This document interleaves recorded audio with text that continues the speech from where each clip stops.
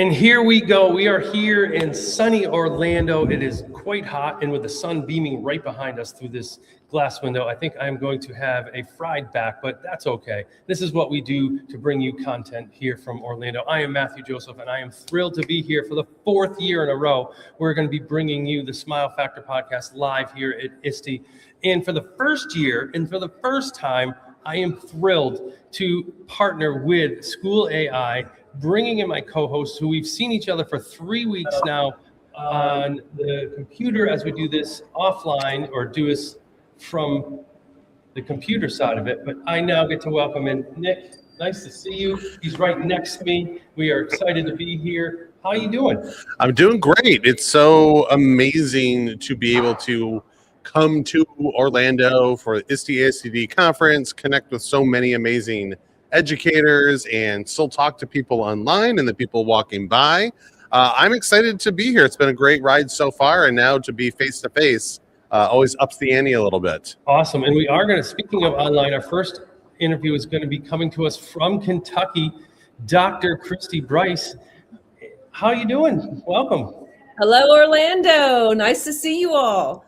How are things going down there? Over there, Great. wherever you are compared to where we are. I'm actually on my way to Orlando this evening, so I just haven't made it there yet, but it's also very warm, very muggy in Bowling Green, Kentucky. I'm sure. So for those who don't know who you are, share a little bit about your work and who you are. Sure. I'm Christy Bryce. In fact, I'll be presenting there on Wednesday, and I'm really eager to contribute to ASCD ISTE 2026. It's always been a fantastic conference. And I know there are educators from all over the world coming, so that makes it really exciting to connect and learn from others that are going to be there. But I currently run a project called Kentucky ABRE through the University of Louisville, in which we support schools and districts across the state of Kentucky around some of their special education practices. But prior to that, I was a special education teacher and a school psychologist and a director of intervention in a school district. And so I've just come up through the world of special education and students with untapped potential, and that's what brings me here to you all. That's great. I mean, one of the things that I've always focused on is my career as a high school English teacher and working really closely with the special ed department. As I shifted to project-based learning, the ability to differentiate is been huge, right? You know, to be able to make that personalized learning. Now we see with AI that ability to do that faster. Have you played around with AI and differentiation or accessibility at all? That is exactly what I've been nerding out on right now. I am obsessed with Notebook LM. And in fact, I've done a lot of presentations on just the impact on pedagogy and the opportunity, especially for differentiation. And so, for example, if you've played much with Notebook LM, you've seen the audio overviews. And so honestly, right now, I'm like, are Matthew and Nick AI? We're real. We're here. And I can see he's right over here. Okay. Here we are. I'll see for myself once I arrive in Orlando. All right. So she still doesn't believe us. All right. Stop by the podcast booth. I want to make sure to meet you. I mean, school AI is good, but just not that good yet to have the witty banter of two people. But no, I think you're 100% correct. I think the nerding out part is the part that we hope, at least at School AI, to get teachers to start to explore, which is why we want people to come by booth 2714 to stop by and nerd out a little bit to see what you can do, because differentiation of just a year and a half ago took forever for individualized learning, and now it can be done in a matter of seconds.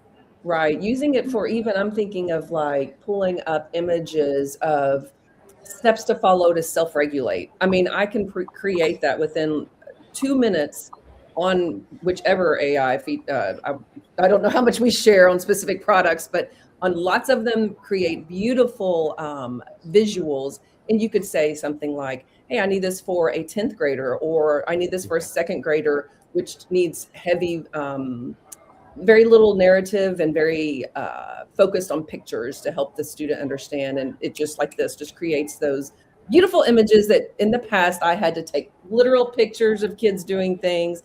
I had to write out differentiated text. It's amazing what's available now. Well, and with AI literacy, like that's the other side of it, right? Is getting kids to understand how to utilize these tools to support themselves. Because, for example, right, we know that there are so many undiagnosed students that are in our classrooms, people that are slipping through the cracks. So to give a safe, accessible way for students to access AI and to have them go, hey, can you chunk this assignment for me into manageable pieces? Because maybe the kid is having difficulty with assignments, ADHD and stuff like that. So for them to be able to access these tools their own way and say, hey, this actually helps when I can change the font, I can change the chunking, I can change the reading level. And the other side of it too is, I think as teachers, sometimes we just expect kids to have parents at home that can support their learning in ways that maybe was a traditional format. But not every kid has a parent that can go and sit down and do math reviews or review their 11th grade essay on Shakespeare, right? Like not everyone has, I can't help my kid with trigonometry. Like it's just not happening. And that's okay. But to give them access to these tools equitably, because that's the cool thing is if a school really has a plan to approach this from an equity standpoint, giving every kid access can really change the game in some of those kids who don't have the resources, don't have the support systems, don't have the money to access that. So have you seen any elements of that equity in what you're working and doing? You just tapped into my passion. That's how good he is. So like I'm just holding back to listen also. But I actually have a book coming out in the next few weeks called the Intervention Guidebook. And part of what I'll be doing my session on will be on interventions for secondary students. And so often, and I know you said you were a high school teacher, so often secondary is left out of this conversation. So as a school psychologist, I would sometimes go to meetings and I would say, I'm sorry, the student doesn't qualify for special education. And I felt like I was saying, good luck. Yeah. Would enter into the classroom, no longer have some kind of designation or recognition of some kind of need.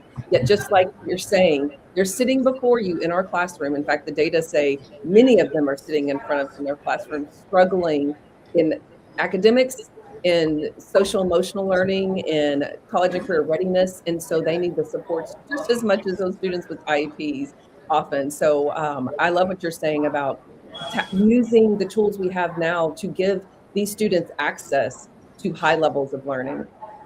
No, that's great. And I do want to jump back to one of the things you said earlier. You talked about Wednesday. You'll be coming in today.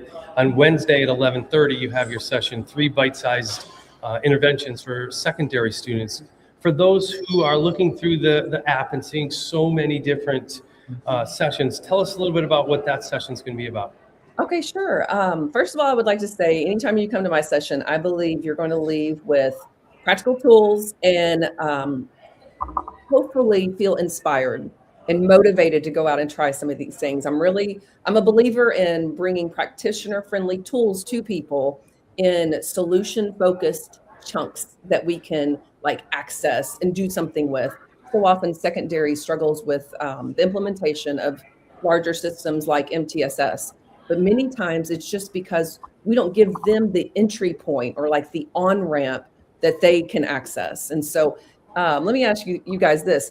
And I ask this question when I work with secondary people, how would you describe MTSS in your building? What do you think, what kinds of words do you think are used to describe systems of support in secondary schools? Evolving. I was going to say lacking. Oh, I get words like haphazard, disconnected, pathetic. Ooh. I had once used the word pathetic. I didn't even want to repeat that. That's strong. Right.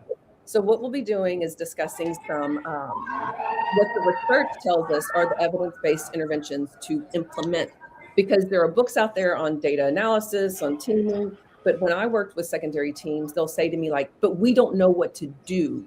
So I'm trying to bring people entry points into what do they do for these kids that struggle in front of them. And I think that makes so much sense. It's 15 years high school ELA. I taught a class that they called collaborative. So the state of Michigan had some rules regarding the amount of students labeled special ed that can be in a room before it's called the special ed room. That means I would have to be a certified special ed teacher. So I was always right at that threshold, and it was like 49%, right? And the support systems of essentially trying to teach two separate courses at the same time was draining. It's exhausting. And to have access to tools now that could have saved me hours and hours of prep time of trying to personally rewrite articles or short stories in ways that met their 4th, 5th grade reading level and a grade 10 course, right? And you're given a single 48-minute prep period. Right. Well, and the problem too is that there's often not systems to support teachers. It shouldn't be left up to every single teacher to try to accommodate for these students sitting for them. There should be systems in place to make this a larger effort and not just dependent on that individual teacher. Awesome. Well, before we get you out of here, I asked the same question to all of our first-time guests, and you being one of them. And I do look forward to meeting you. We are not AI. We are here. And people who are walking by can tell you we are not AI and LM, Notebook LM. But one of the things that I always want to learn, because this podcast started with bringing people together like here at ISTE and sharing stories and sharing voices. So what does Stronger Together mean to you? Stronger Together. Well, first of all, I love the smile factor, the title of that, of your podcast. So way to go with that. And so I think Stronger Together, we know that connectedness is what people as human beings need. And so when I think of Stronger Together, I think about my personal goal of getting every kid connected. And it's the same with adults. We all need each other. And when we feel stronger together, that's when things happen. Beautiful things happen for kids. Awesome. Well, for those of you who are listening in, who are checking the schedule, make sure to bookmark on Wednesday at 11:30, 3 bite-sized interventions for secondary students, and you're going to get a great treat. Dr. Bryce does amazing things. I started to research her work because we had never met, and I do hope you stop down here. We get the chance to meet in person as well, and I hope you have safe travels coming down here. Look forward to meeting you in person. Yeah, Christy, I'm super excited. I want to nerd out with you over a secondary for sure. So we'll definitely make some time to run into each other. Well, perfect timing. It's time to go check my sourdough bread, but I will see you all tonight in Orlando and the next couple of days. Wonderful. Well, thanks for stopping on. And we are off and running here. ISTE is our first of 2 days of bringing you the voices. So continue to tune in. We are live. We have people watching right now. We had a couple comments out there, and we're going to be bringing you guests throughout the day today. So our next guest is already here. We're looking to jump on. Christy, have a great flight and look forward to meeting you in person.